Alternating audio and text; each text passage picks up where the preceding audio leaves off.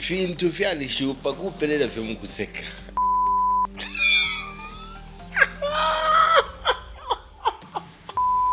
Fyakupesha wapelela fye mukuseka.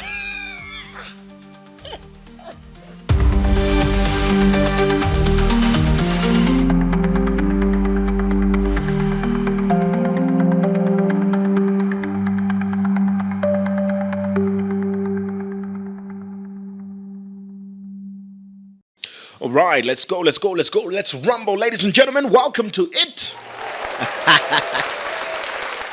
We're so glad that you're joining us on Zambia. What a day. Welcome back. I know we've been away for a couple of days, but we're back. We're not promising anything because George, my producer, is very inconsistent. He falls sick very often and just missed a Monday. He asked to be excused. Who asks to be excused on a Monday? You know, you're just coming from a weekend. But anyway, hopefully we can try and be a bit more present. George, it'll be better if you were here and just doing your job. It'll be good. I promise to do better. Well, I've heard that before on several other things, and maybe this is not the platform for us to talk about that. But anyway, my name is Dingindaba Jonah Buyoya. Welcome, you beautiful people. Thank you so much for joining us here, and here's a round of applause for you. Absolutely, you deserve it, all four of you. Now, they're now four. There were three. They're now four. How do I know? How do I know that they're four? There's this gentleman. His name is Stephen. Hold on.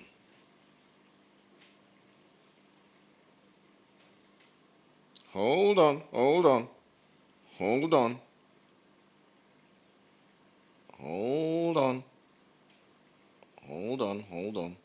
going to get his name right. Stephen Chanda. He said, "Allo, Dingindaba Jonah. It's been long since you posted a new episode of Zambia What a Day on YouTube.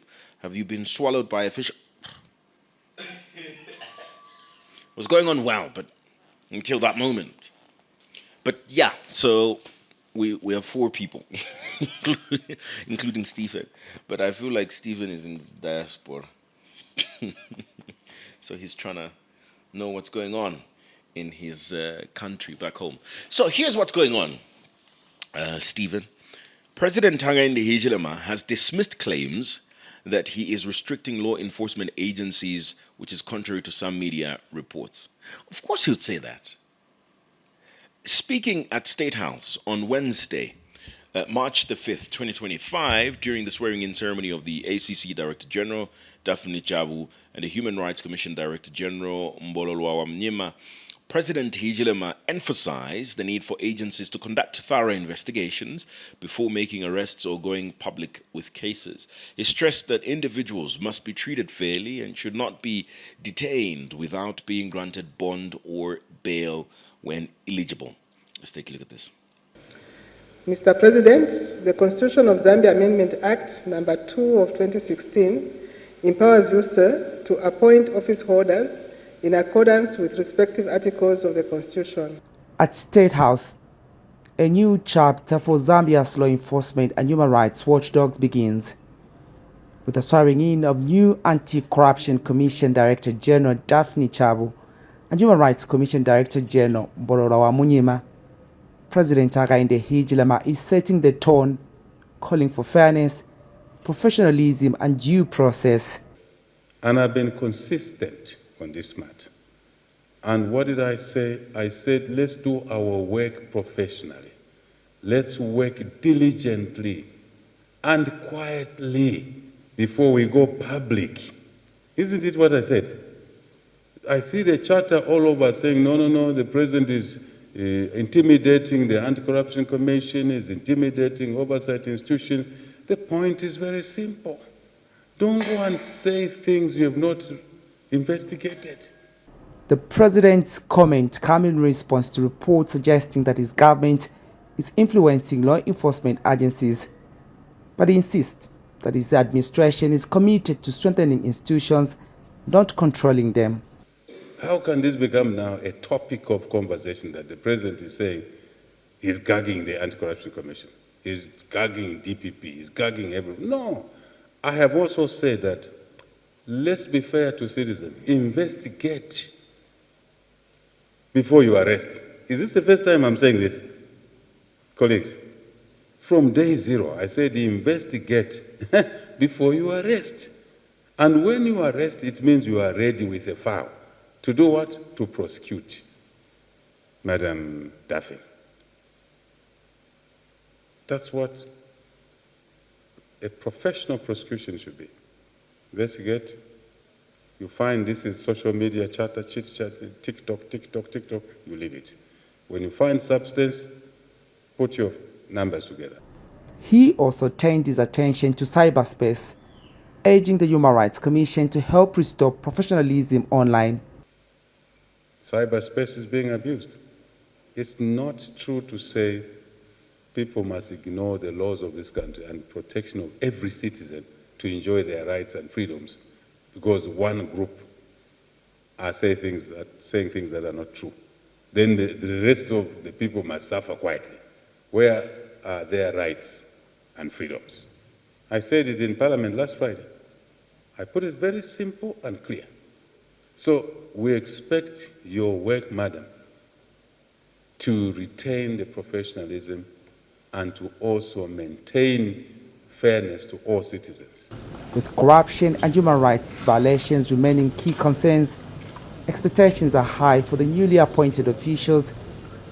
Both leaders are promising action. We do that without favor, fear, or bias. So it doesn't say who should be prosecuted. Once a matter is reported and the criteria is met, we do what we need to do. We prosecute. For many Zambians, these promises sound good, but the real test will be in action. Will investigations be free from external influence? Will citizens be treated fairly regardless of their political or social status? As the new leadership takes office, all eyes on them. Jaras Jonya, Tamu News. So, look, the thing is, maybe this is one of the things that needs to be looked at, and you have to look at it differently, right? Perhaps you may not actively be involved and actively interfere with law enforcement agencies, but the system kind of skews it towards that direction because the president is endowed with so much power.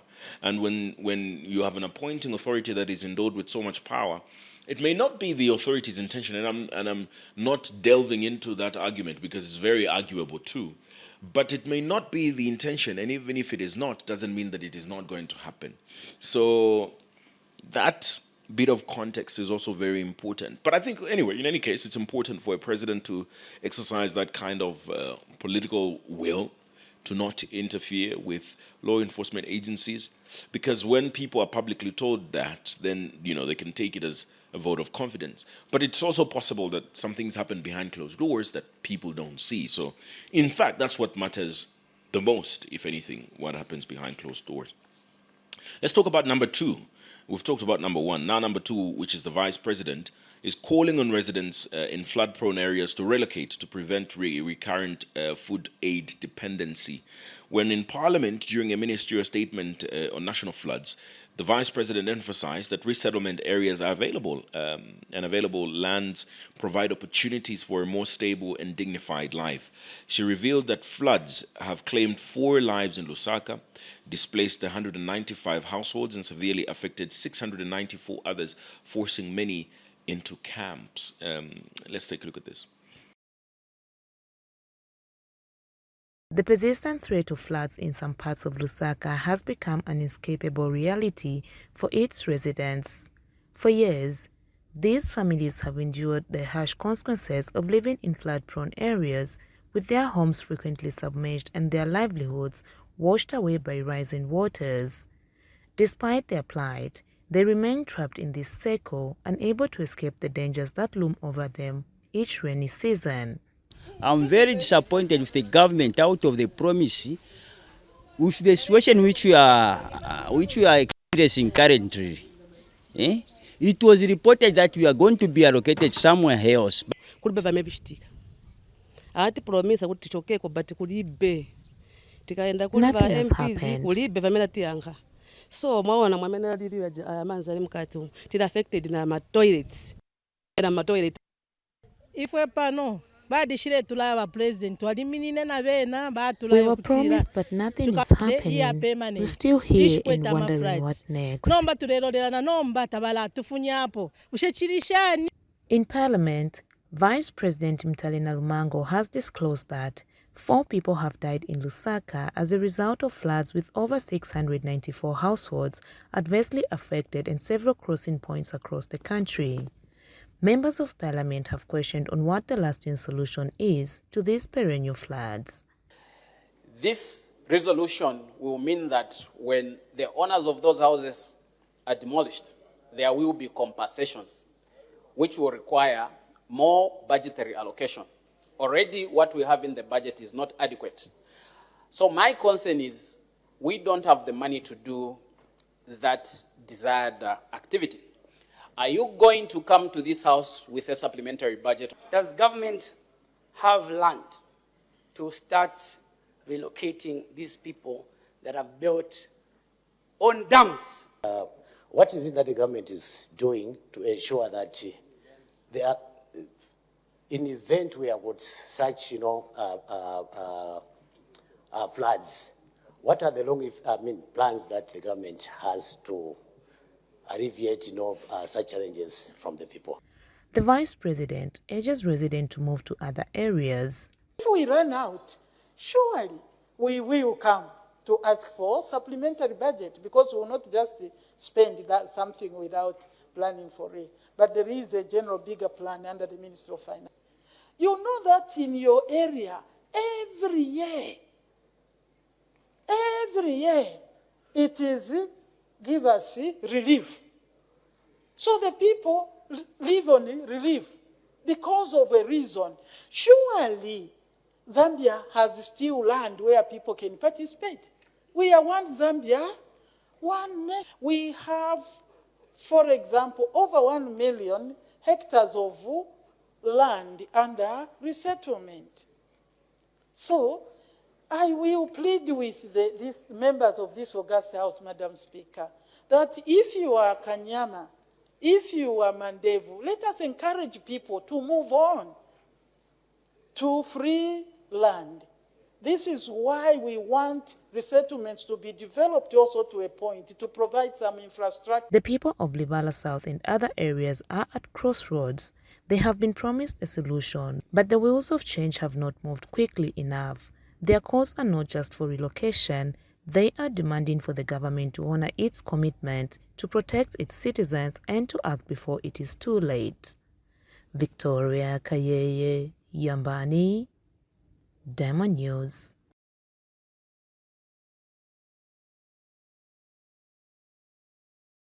I mean, she's got a point. I think that it's very important. It kind of ties in with what the president said. He said that government is planning on dewatering Lusaka, and that's by relocating some people and taking them to different areas that are, better settlement and are not in the drainage system. And they plan on removing them from the pathway of water in the city. So this is one of the projects. And a bit of research also indicates that it's actually a multi-million-dollar project. It's a huge budget that needs about $1 billion, actually, to effectively manage Lusaka's drainage system. Anyway, former U.S.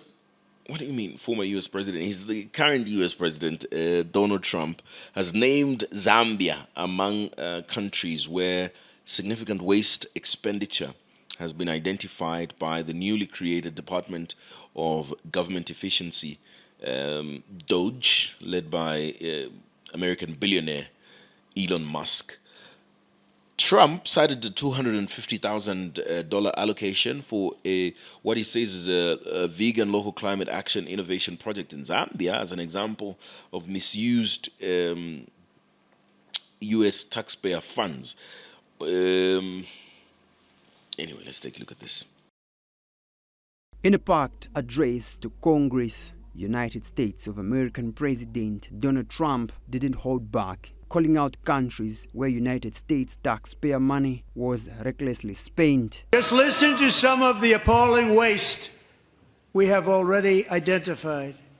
$22 billion from HHS to provide free housing and cars for illegal aliens. Zambia made the list with Trump's newly created Department of Government Efficiency led by billionaire Elon Musk unearthing what they call questionable spending. $250,000 to increase vegan local climate action innovation in Zambia. $42 million for social and behavior change in Uganda.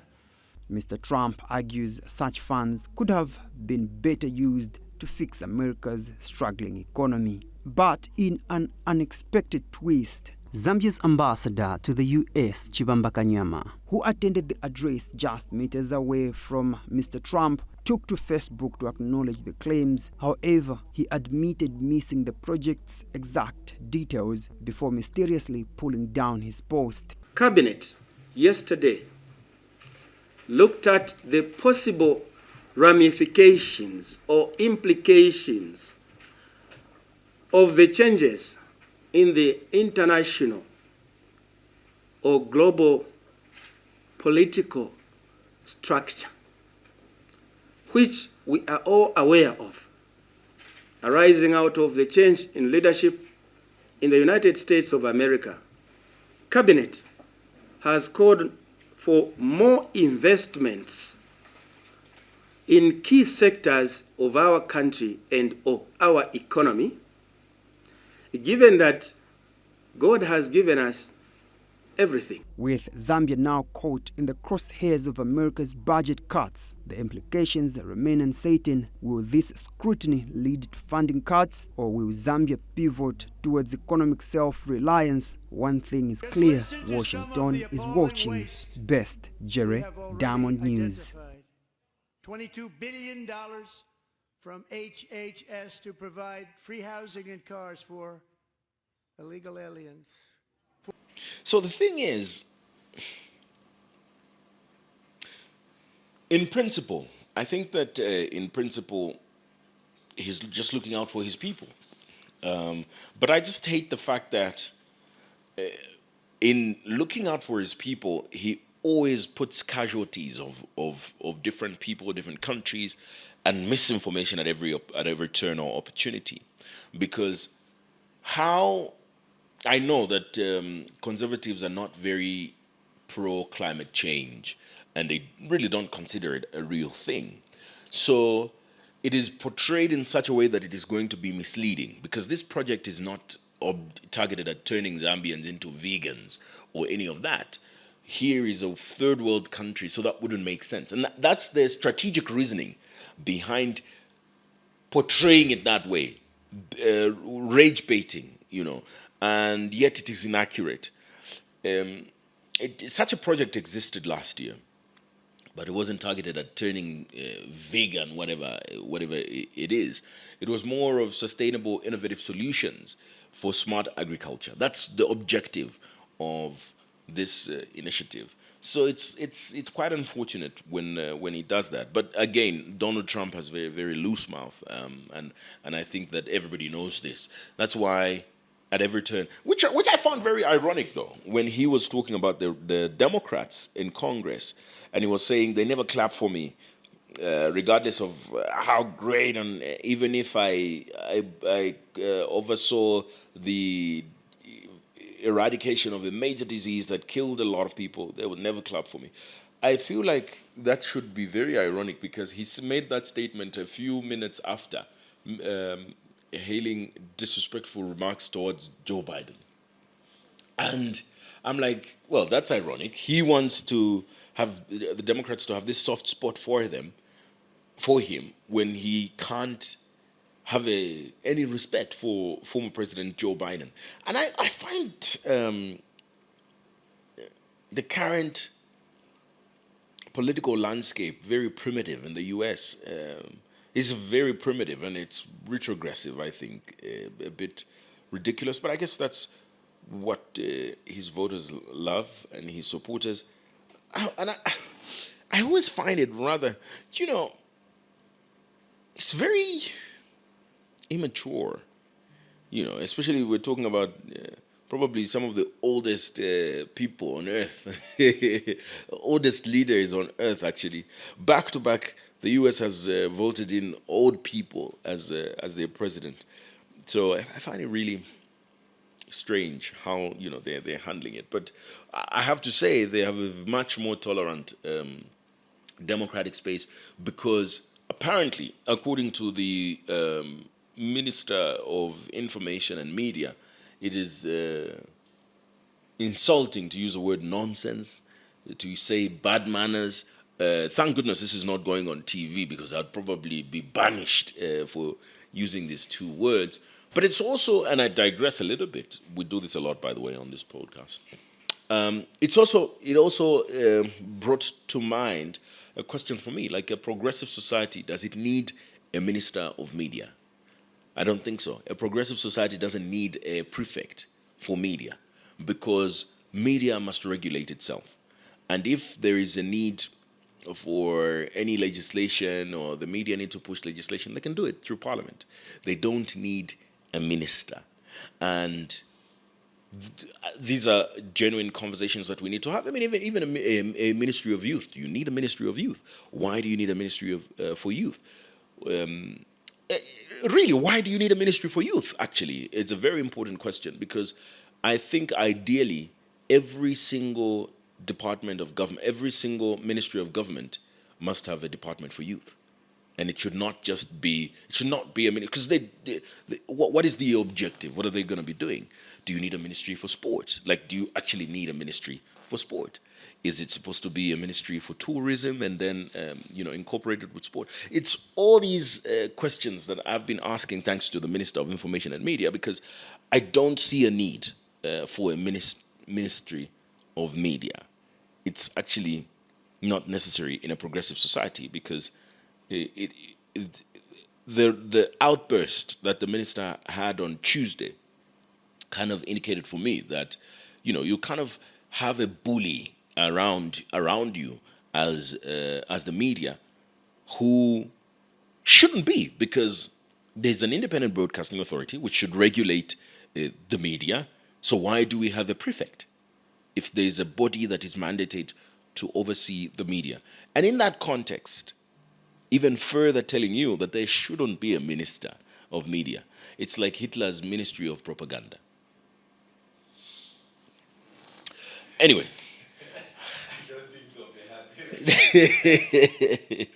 It is what it is, though. It is what it is. It is what it is. Anyway, moving on, the government has responded to desk shortage at Muguni Primary and Secondary Schools in Gazungula District, Southern Province, because recently Diamond News reported a critical shortage of desks, which led to the school to utilize laboratory stools for learning. And in other classes, learners were forced to sit on the floor during lessons. A fortnight ago, over 150 double-seater desks have been distributed to the schools. This is progressive. Let's take a look at this. Recently, Diamond News reported a critical shortage of desks at Mogoni primary and secondary schools. The report highlighted how learners were inconvenienced during classes, with some having to sit on the floor. In response to this challenge, the government has distributed desks to help alleviate the shortfall. Beginning last year, we had a shortage of desks, but after engaging the council under CDF, we started receiving desks. And so far, I can say the desks that we've received are sufficient enough, as you saw when you got into the classrooms. There is no pupil that is sitting on the floor. All the pupils have been catered for. While the situation has also improved in the primary section, there remains a deficit of about 33 desks.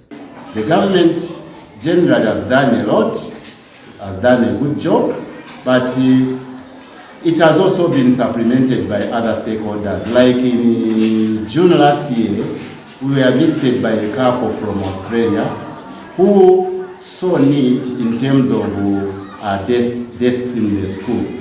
They visited one of the classrooms and they adopted that particular classroom. Although the current situation appears stable, the increasing enrollment numbers as more embraced free education will likely lead to a greater demand for infrastructure by next year.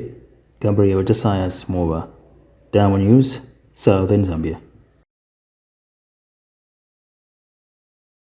All right, that should be it. And those are the stories that are making news. Thank you so much for joining me. My name is Dingindaba Jonah Buyoya. We shall be back to give you more updates. Have a lovely day. Come back and subscribe and like. Bye.